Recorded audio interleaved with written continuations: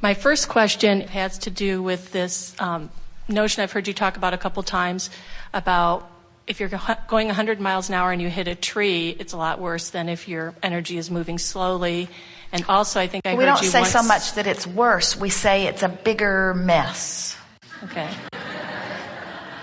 And I think I heard you once say, and maybe I got this wrong, that if you are deliberately creating more than you are allowing, that's what causes illness.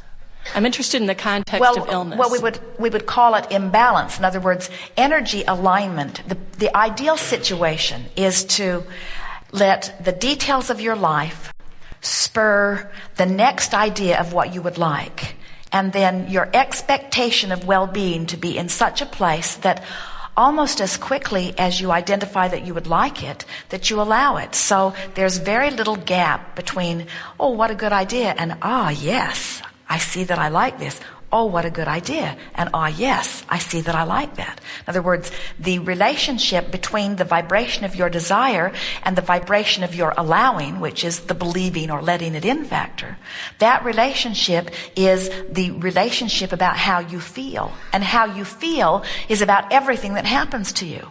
So, if you really, really want something, if you have been exposed to criteria that has helped you to identify that you really, really want something, and then something happens that you are not believing that you can live it or have it, there is a strong tug of war going on within you. That's a contradiction of energy. And under those conditions, that state of vibration is equivalent to many illnesses. In fact, when you start paying attention to the way you feel, in the same way that you can feel emotional set points, you might say, well, I usually feel pretty happy, or I usually feel pretty ornery, or I usually feel optimistic, or I usually feel pessimistic, or I usually feel lonely. As you pay attention to the way you feel, and as you watch others and the way they seem to be feeling, you'll begin to notice that headaches are more of a vibrational match to someone who's often frustrated and overwhelmed, while heart attacks are more of a vibrational match to someone who feels strong stress.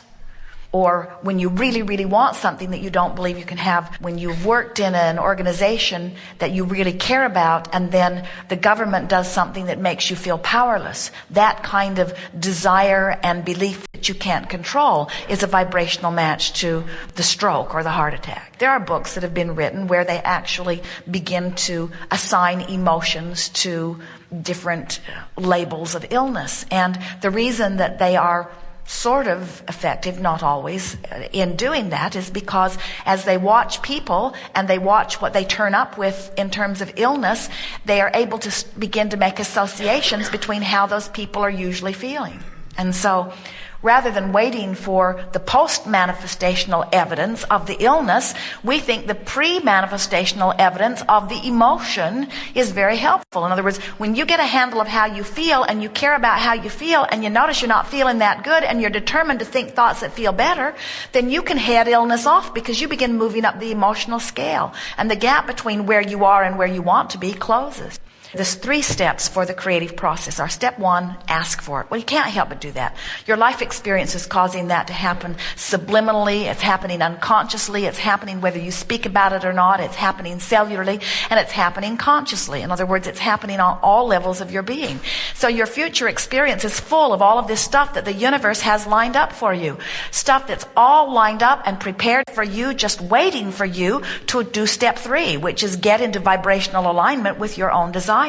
So if you have piles of stuff out there in vibrational escrow that you keep reminding yourself that you want, but you keep beating the drum of I don't have it, where is it? Then the stress factor or the distance between this active desire that is yours and your ability to let it in is gonna make you sick.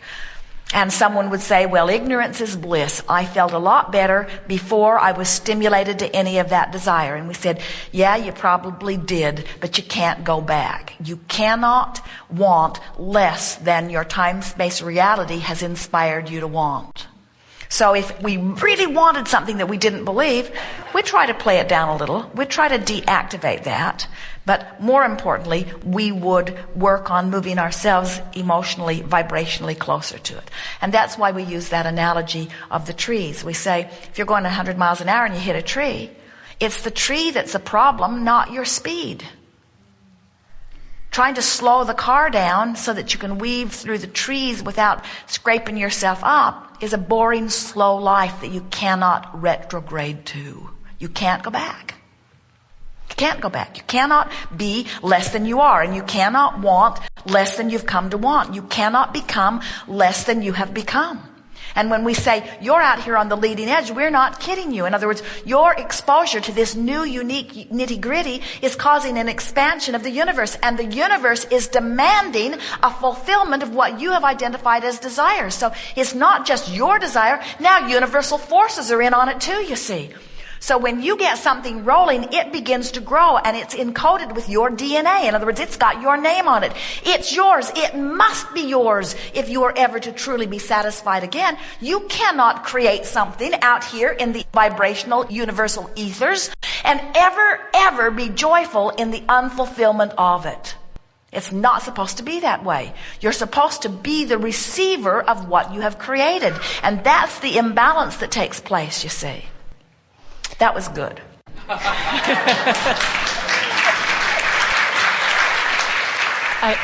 When I first started practicing this, and it was actually before I even heard about Abraham, I found a book called Psycho-Cybernetics that said you could train your subconscious mind to believe something, and then your conscious mind would make it happen. So I started doing it every night. I'd write down, I wanted $100,000 a year by the time I was 30. This was 15 years ago.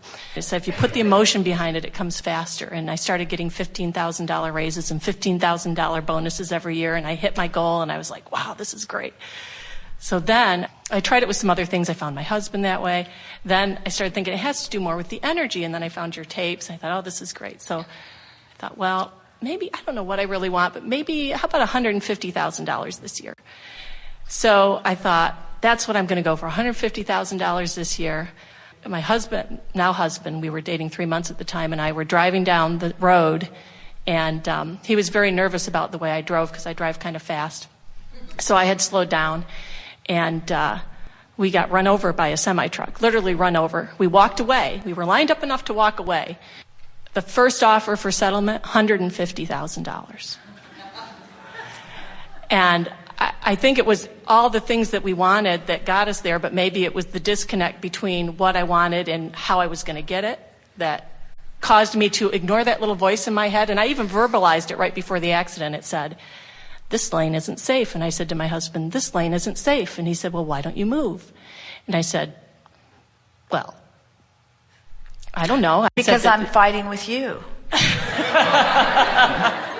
Because I moved here in negative response to your criticism about my driving, and I am not tapped into my guidance system.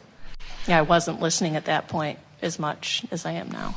Well, anything that you want will find a way to you. And what we want to comment on here is if getting run over by a big truck is the path of least resistance, then so be it. God, I hope not. And as you say, no big deal, we walked away, so there must not have been all that much resistance in it, you see. But you're helping us to define something here, and that is the relationship between where I am and what I want is where all of the work is. And we're just wanting to simplify it. There are all kinds of things that you can read. People talk about this unconscious or subconscious mind, and we say, well, first of all, let us say to you clearly that if you've got something going on subconsciously, then you're not having emotional response to it. And if you're not having emotional response to it, then it's not a big vibrational factor in your point of attraction, so it doesn't matter. And if you are having emotional response to it, and therefore it is a big player in your vibrational point of attraction, then it's not unconscious. In other words, if you're having an emotional response to it, it matters enough to pay attention to what you're giving your attention to and see if you can't adjust the way you feel. And so we want you to just begin consciously utilizing your guidance system. And when you do that, you'll discover that there is the potential for relief no matter where you stand. And we really want to say that to you because you could be in a place of depression, and when you find anger, you're going to feel relief. And you could be in a place of anger, and when you find frustration, you're going to feel relief. And you could be in a place of frustration, and when you find hope, you're going to feel relief. You could be in a place of hope, and when you find belief, you're going to feel relief. But even in these upper registries of love and appreciation and joy and ecstasy and passion, there is still the potential for releasing more resistance.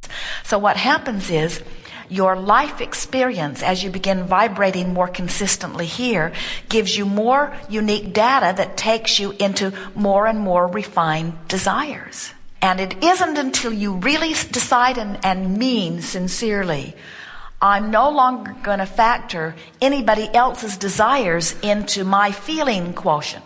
I'm no longer going to try to compare myself and how I feel and what I've got to how anybody else feels and what they've got. This is strictly, does this feel better than this? Does this feel better than this? Does this feel better than this? Does this feel better than this?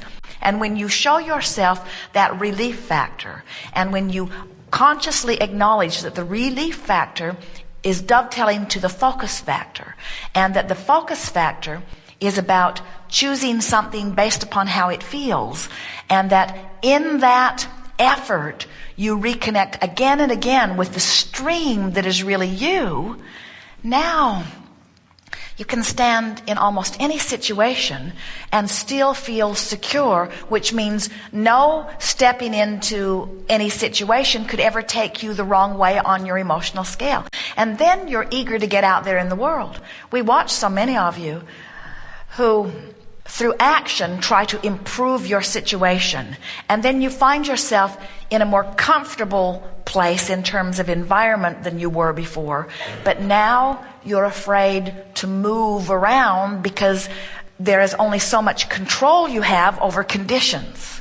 Where when you show yourself that the way you feel is about your choice of focus, now you feel invincible. Now you feel adventurous. Now you're not afraid to go anywhere because you understand that you are a centered, blessed creature of well-being who can move about for stimulation and adventure without being in jeopardy. That's what the leading edge of thought feels like.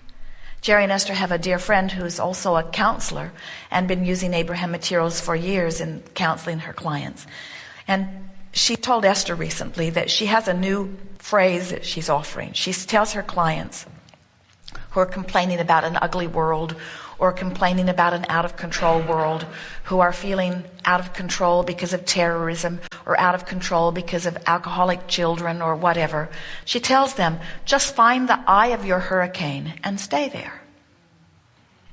And Esther said, I really like that sentiment, because in the eye of the hurricane there is this calm. In other words, anyone who's lived through one lived through the outer wall, and then they had this time when it seemed like nothing was going on, and then as the hurricane moved on, it was disruptive again. And if they could have just moved with the eye, they could have eternally been in this place of well-being, even though chaos may be going on all around them. And so we want you to make a decision that you can control the way you focus, and that you do it not by achieving control of factors, but by wanting so much to feel good that you focus upon what does feel good. And the sentiment is not, I'm going to follow my bliss, or I'm going to find the best feeling thought I've ever found. The sentiment is, I'm going to reach for the best feeling thought that I have access to right now on this subject. Not changing the subject, because that just leaves that vibration where it is, and the door will turn up in your next motor coach, and your next one, and your next one, and your next one. Or this characteristic that is horrible will show up in every mate. I'm on my 12th husband, and they've all done this exact same thing. Or they treat me this way at every hotel, or they treat me this way at every restaurant, or it's always like this, traffic's like this everywhere. And we say, no, it isn't, just when you're there. In other words, it is your vibration that is summoning these, and you can summon behavior from people who have never before offered that behavior. You can get so expectant of something that they'll give it to you, and they'll say, whoa, what was that? I've never said that before. I've never spit in anyone's food before. What came over me? It's very good. Thank you. Yes, indeed.